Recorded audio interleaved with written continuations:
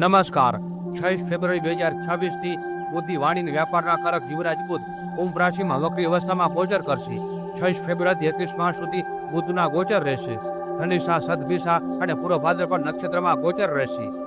આ રાશિ પર આપની લગ્ન કુંડી અને ચંદ્ર કુંડી આધારે જોઈ શકો છો. લગ્ન કુંડી અસર જીવન પર સિંધુકા થતી હોય છે અને ચંદ્ર કુંડી અસર જીવન પર 30% થતી હોય છે. ધનુ રાશિ જાતકો માટે આ ગોચર ત્રીજા ભાવ પરાક્રમ ભાવમાં થશે. સામેવાળાને એ સમયને લીધે વિવાદ થઈ શકે છે. કોઈ પણ સાથે વાતચીત સ્પષ્ટતાથી કરવી. નાના ભાઈ બહેનનો સહયોગ મળશે.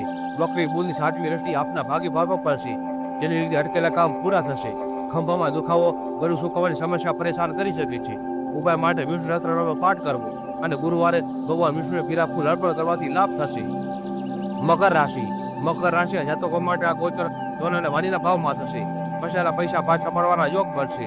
ઉધાર આપેલા પૈસા પાછા મળી શકે છે. નોકરી વ્યવસાયમાં આવક વૃદ્ધિના યોગ બનશે. પૈસાની બાબતના કોઈ જોખમ ન લેવું. વાણીમાં કડવાટને લીધે સંબંધ બગડી શકે છે. વાણી પર સંયમ રાખવો. જીવનસાથીના ફેસલા આપને લાભદાયક સાબિત થશે. વક્રી બુધની 7મી દ્રષ્ટિ 8મા ભાવમાં પડવાથી જે લોકો જ્યોતિષ ક્ષેત્રમાં જોડાયેલ છે તેમને જબરજસ્ત લાભ થશે. સાસરા પક્ષી પર લાભના યોગ બની રહ્યા છે.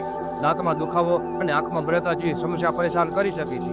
ઉપાય માટે બુધવારે 5 કમળના બીજ લીલા કપડામાં બાંધીને તિજોરીમાં રાખવાથી લાભ થશે.